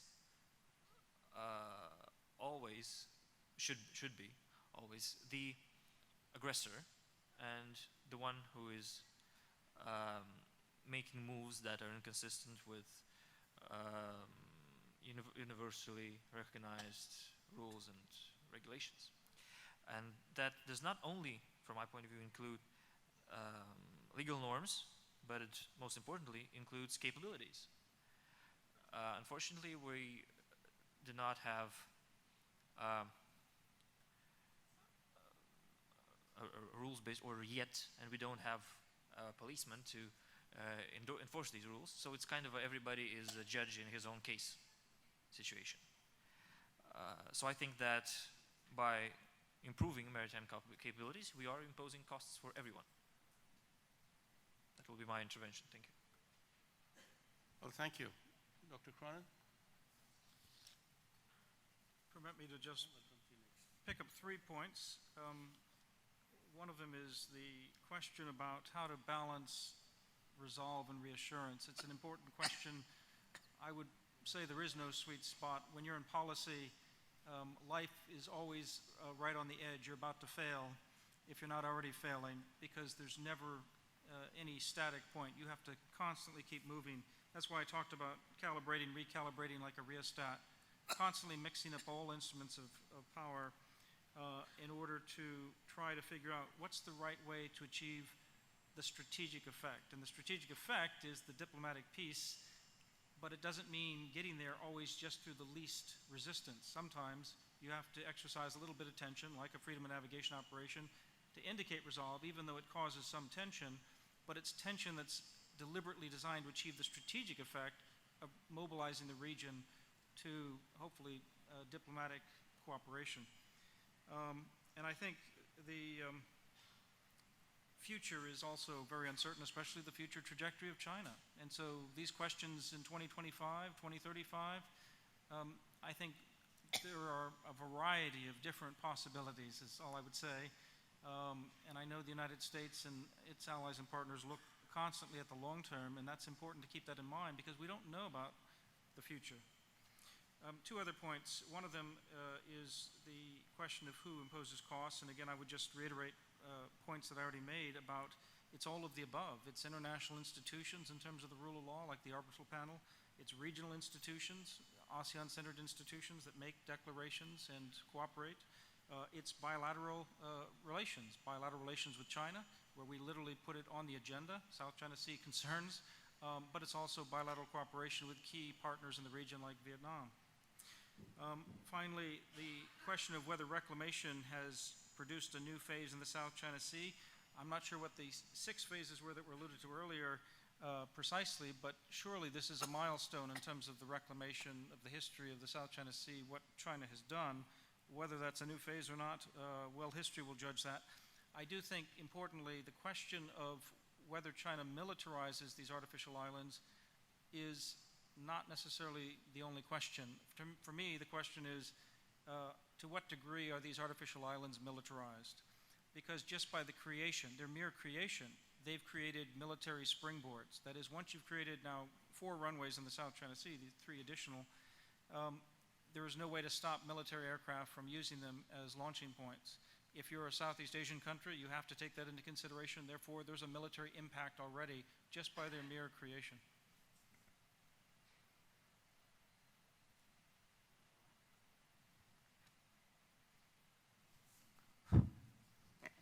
I'd like to answer 2 questions that has been raised before. I think one mentioned about the preference for multipolarity in Asia, right, rather than hegemony. And question number 2 is that there has been a number of people who question the commitment of the United States to Asia. So the first thing about multipolarity, I would submit that American would like to have multipolarity in Asia rather than a hegemon that can govern the area. A hegemon, a local hegemon, would give no breathing space for small country. And a local hegemon would have no place for American to be involved.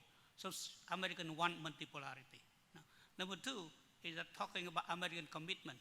We have to remember that after the Vietnam War, American did not want to be a policeman of the world anymore. She can help, but she cannot be everywhere. And now that you can see that there are so many things that American have to take care of, basically American is facing a dilemma. You damn it if you do, you damn it if you don't. So American have to set priority. And Asia is one of the priority. And since Obama came to power, and especially after Libyan debacle, the point is that American cannot have a power to do everything by itself, doesn't want to be policeman of the world, it wants help, it wants partnerships. So because of that, American policy would be that we would help if there is somebody, I quote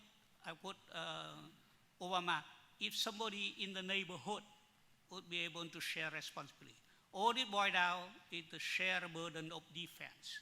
So I give you two examples in Asia that if you put up an effort, American would also put up a stake.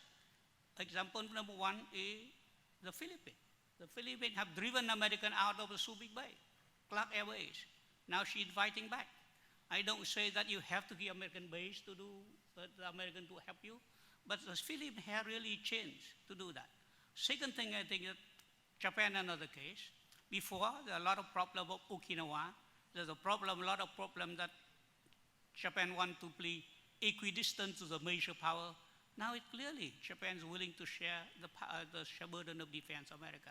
So, in a nutshell, American do not like hegemony, especially in Asia. And number two is that America would help if there is someone who are willing to share the burden. So the small state in Asia, especially ASEAN, is very important. And I think Asian unity and American commitment are mutually reinforcing. If Asian is united, it encourages American to get involved. If Americans show resolve, and then that would strengthen Asian and help the Asian solidarity and unity. So they are mutually reinforcing. Thank you, Dr. Lee. Maybe I have take 2 points, one from Dr. Wu and one from the Gupta, Mrs. Answer Dr. Wu first. You said that Russia and Japan is not the game players for the South Chinese disputes. I agree in terms of the territorial settlement, but for the international politics, that's not the case. Actually, they are a real player. They go further in different ways to step in the South China Sea disputes. Of course, United States take the most. USA, is it the United States follow international law? Yes, United States follow the international law based on its understanding of the international law. For one case, he said, for the innocent passage, that means the ship goes through the territorial sea. There is no need, notice, and approval in advance. But for the many developing countries, including China as well as Vietnam, they say no. You should have get the notice and approval. Otherwise, you are not allowed to make the innocent passage. So it depends on what kind of the understanding of international law you like, right? This also for the United States, when it sent the USS Larsen pass through the South China Sea islands, he said, I'm making I'm making a transit passage. It can be explained that way, right? Because let's say international trade between the small islands. Is that Vietnamese like to agree with it? So also then come to the question from Mr. Gupta, is how those main powers to force China to clarify its claim over the South China Sea. I would say that the United States, there are a lot of the policy tools to use. Politically, it can make some statement, joint statement with the powers like India, like Japan, to show the political gestures. And then legally, it can support countries to shield some case that is happening. The most powerful one is the military tools. We call it the FONOP, Freedom of Navigation Program, which start from 1979. Up to now, it has been conducted over 1,000 times, right?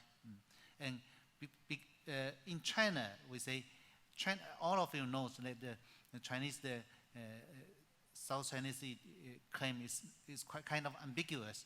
United States say, okay, you're ambiguous. I will come to help you to clarify out by the FONOP. First, he will send a plane, fly over the EEZ. Next, I send a ship, warship, come to the 12 nautical mile. But that's in a low tide elevation. I guess next time it will come to the rear territorial sea in the Spratly Islands. All of these are based on the explanation of international law, that's so-called innocent passage. Sometime it will come to be the transit passage. Okay, but this one is still okay. But the real challenge for China or for the Clement states is if the United States make a non-innocent passage along this area, there will be a real challenges. I hope it won't happen. Thank you. Dr. Jimbo. Thank you. Try to be brief in answering two questions that I received.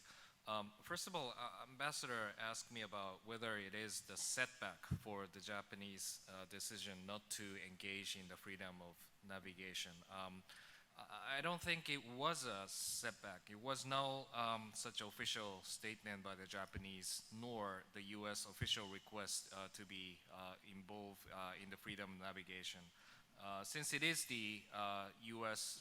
indigenous operation to be operated regularly in coming months and years, I think it is very important that such operation should be conducted silently without playing drums or cheerleading.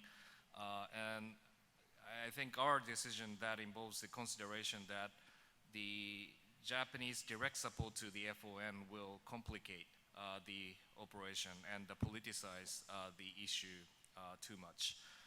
Instead, what we are going to do, and what we have done, is to regularize our joint training and operation with the ASEAN coastal states, most symbolically with Philippines, and also together with the United States to regularly, conduct those exercises that involves the South China Sea.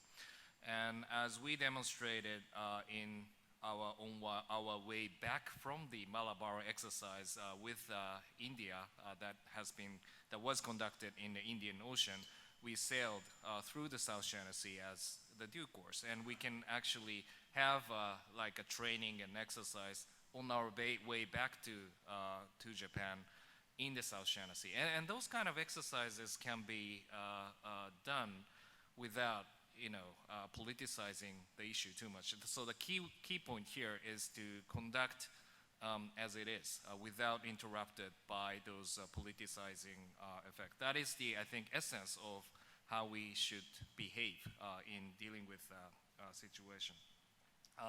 Secondly, the gentleman asked me about whether it was too quick for the Abe administration to move forward, given that facing with the public controversies and discomfort towards the national security legislations and stepping up of our operational scope. I would answer that we've been discussing for 2 decades about expanding our SDF roles in the region and also the globe. It was 1992 we decided to send our forces to PKO in dealing with Cambodia. And it was 1997 we actually stepped up our operation to deal with the logistics support to the United States in the situation surrounding Japan, considering the Korean contingency. And it was 2003 we decided to engage in the Indian Ocean, also in the Iraq humanitarian support operation. So it is a compilation of those expansion of the scope of the SDF activities over last 2 decades. And I think that the security legislation is try to streamline those operations under the scope of the firm legal foundation of the operation, so that I think that there will be, the public understanding and support in the due course, because it has been the reconfirmation of what we have done so far in past 2 decades, and then, expand the operational scope based on the evolutionary process of what happened in past 2 decades. Now I come to the 2 questioners there. One.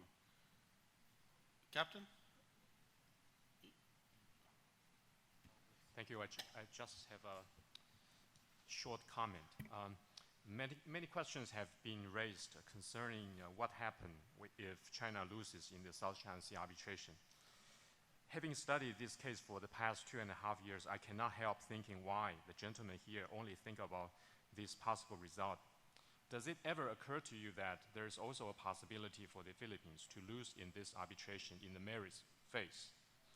Not having the crystal ball myself, I have presented a paper in this conference to lay down all the possible legal arguments to be made by both Philippines and China when losing this arbitration in order to legally justify the continuation of its disputed yet overruled activities identified by Philippines Memorial. To give the devil its due, I will just encourage the thoughts of both the Philippines and China being the losing party in this case, so that this conference can leave less stones unturned. Thank you. Captain Nguyen, retired Seokjun Nguyen from South Korea. I have one question to Patrick Cronin.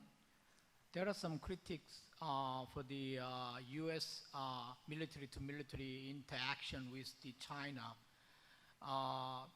without any certain directions, which means that encourages the PLA for more the confidence to dominate the South China Sea, because they have good protections for their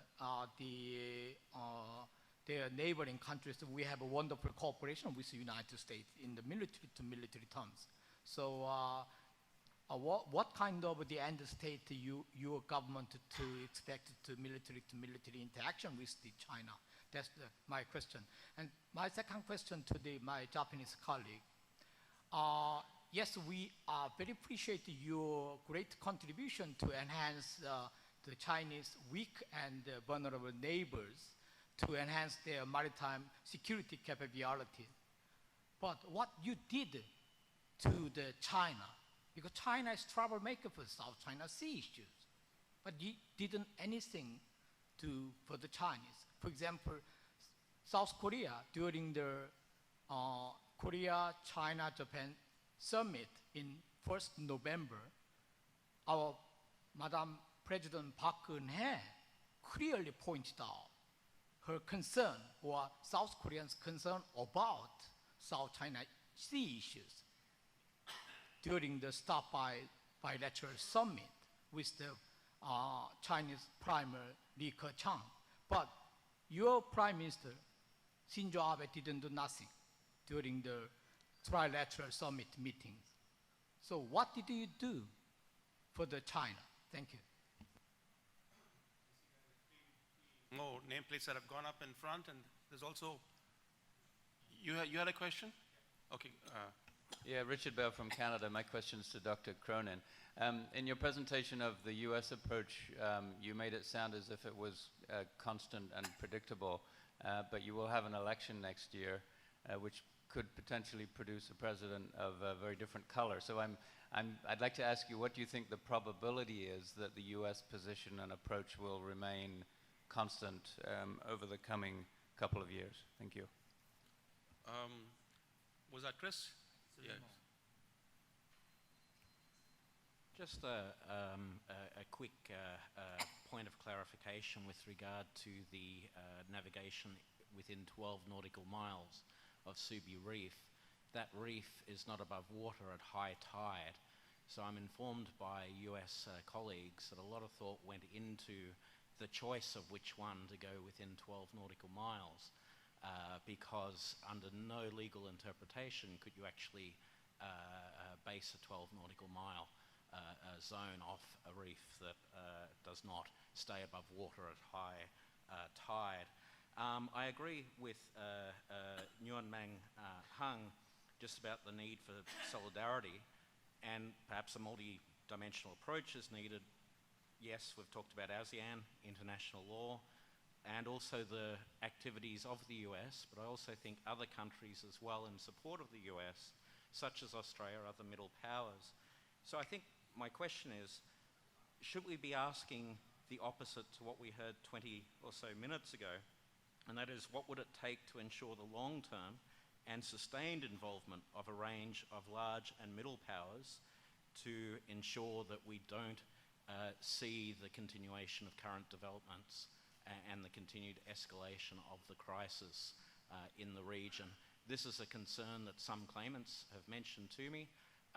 Will countries stay the course, and will others join in with large powers such as the US? Thank you. It's 5:30 and there's still 3 more questioners, and I have to give an opportunity to the panelists. Would you like to extend this session by 15 minutes, or should I wrap up now? The choice is yours.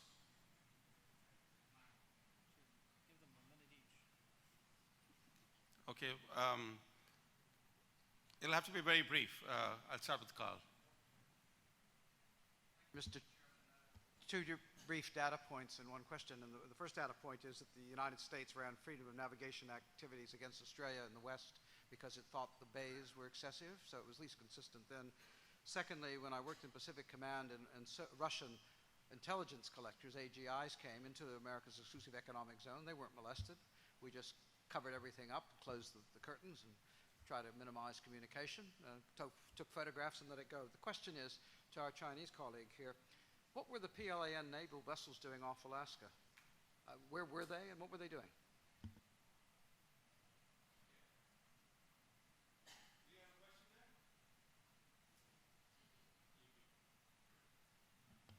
Okay, just quick questions to Dr. Cronin. 2 questions, just ask one.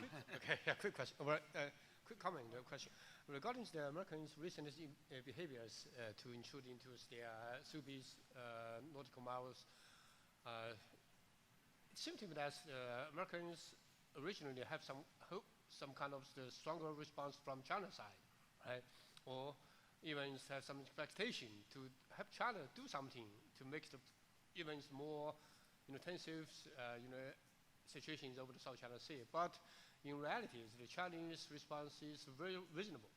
Even still keeps our meal-to-meal communication, or even the meal-to-meal visit. So my question to you is that the rules there, Americans' expectation, or something is already lower than American expectation, so that it makes Americans should adjust your behavior by this way? Thank you. Any other person wishes to ask a question? Okay, no one. I'll start with you, Dr. Jimbo. Yeah. Thank you very much. Captain, you asked me about what Prime Minister Abe did in addressing the South China Sea issues. As far as I know, I'm outside of government, so I only know those information through the media. But through the process of the ADMM Plus, that was by the Defense Minister Nakatani, and through the attendance of the Abe to EAS ASEAN Plus 3 series of ASEAN-related meeting, our concerns over South China Sea have been very clearly addressed. And then what I know during the November 1st, at the process of the 3 trilateral summit meeting, there was no direct conversation over specifically on the South China Sea at the trilateral summit, but at the bilateral meeting between Prime Minister Abe and Prime Minister Li Keqiang, there was clearly that the issue has been raised by Prime Minister Abe. So that has to be, I think, to be reminded. But something I would like to mention, only 30 seconds, is that it was very interesting, especially when ADMM was there, and Defense Minister Nakatani mentioned about South China Sea, but it didn't really hinder the process of the Japan-China defense ministers' dialogue. We met with each other and then discussed the importance of resuming the maritime and air communication mechanisms between Japan and China. And they had a very good momentum to resume the processes. So that it has been a majority has been shared between Japan and China over the importance of crafting the crisis management mechanism in the East China Sea. And that is, I think, very important. Even though we are addressing the issue of South China Sea, the issue over the East China Sea has been differentiated from the process. So this is something to be noted.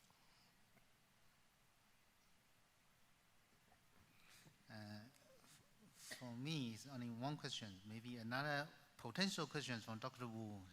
Maybe we can communicate during the suffer. Okay. And a question from the car. In my opinion, you are always one of the best specialists on the South China Sea disputes. So your question comes to a point. I would say that according to the spokesman for the DOD of China, they said the 5 warships passed through the Tagana Strait, that's an international strait. Chinese warship passed through there according to the transit passage. You might know, transit passage is different from the innocent passage for the territorial sea. Okay, and I would say for the Chinese standpoint for the innocent passage haven't changed yet. But China's standpoint for the military activities in the EZ, it has changed because of the Mediterranean Sea joint military exercise, which implies China say we are entitled to conduct this kind of the joint military activities in the EASs. Thank you.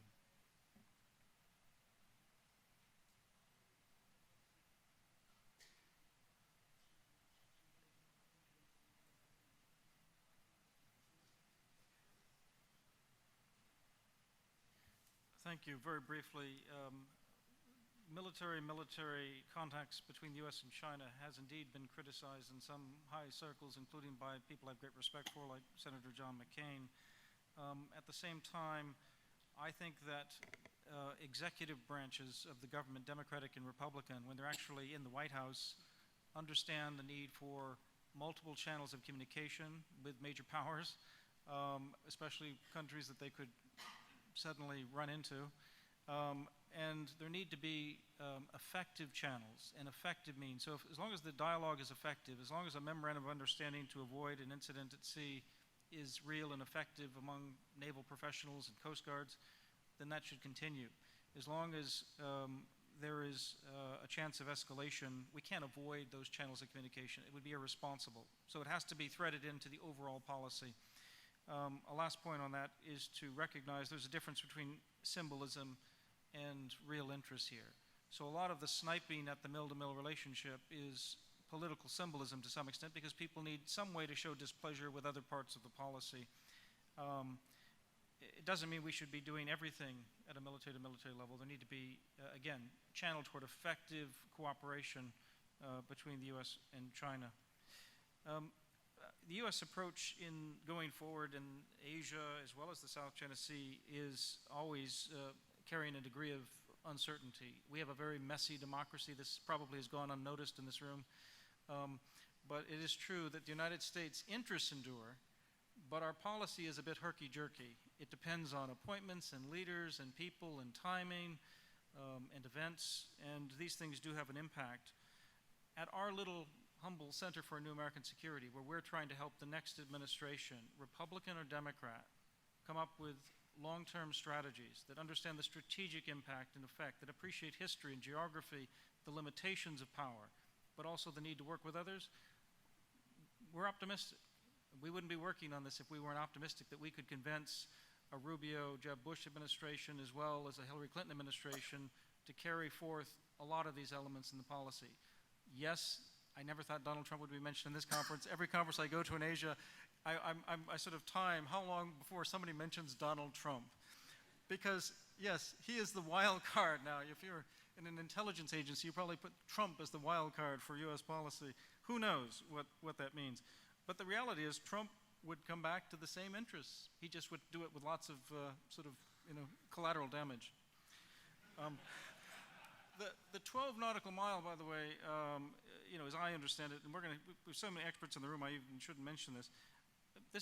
I have argued that we should have done the freedom of navigation operation off of Mischief Reef because there was no question about the 12 nautical mile having a territorial sea. The problem with Subi Reef is that, I think it's Keio, is within that, and so even though nobody occupies it, it's no man's land, it's somebody's territorial sea potentially, and that's what created the challenge to why it had to be innocent passage. Other experts in the room will be able to clarify, refute, change that. That's my understanding, talking to various officials in Washington and elsewhere. The expectation, there was one other question here about, I've forgotten the question now. How do we, maybe we can come back to it. How can we be, it's the expectation, I'm sorry, no, the question was on China, and should the U.S. recalibrate its policy if China suddenly meets the international community with diplomatic overtures? How do we take that into account? Well, it complicates it, yes. And one might think that it could be a deliberate complication on the part of China, which is to say, having just aggressively built artificial islands, suddenly you followed up with a peace offensive. Now, do we ignore that? No, we don't ignore that. But we can't ignore the actions that we also found objectionable. So we have to do both at the same time. We have to still impose costs, if you will, or even reputational costs or political costs, but we have to do it in a framework that recognizes that China may want to be receptive to working this through. And that is the relationship we have with China. It is a very complex relationship where China sometimes is a great partner. I mean, trade and economics, great partnership. But in the South China Sea, it's one of those areas where we're finding less traction about whether we trust what China's up to. And we're hearing this from not just directly, but we're also hearing from others in the region. So it's difficult to calibrate that, but we do have to take it into account, yes.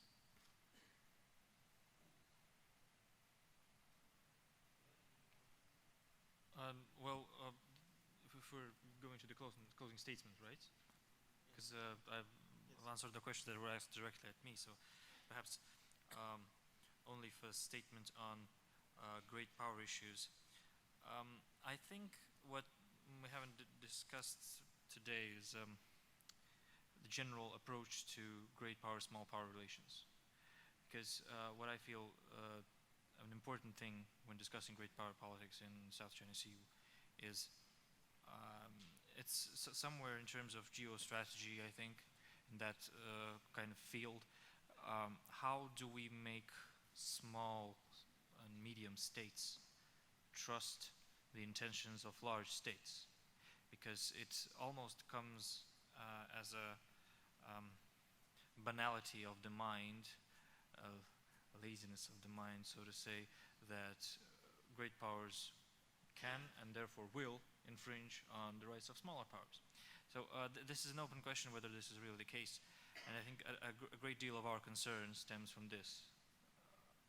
And that is a case that Russia is encountering as well in its own vicinity.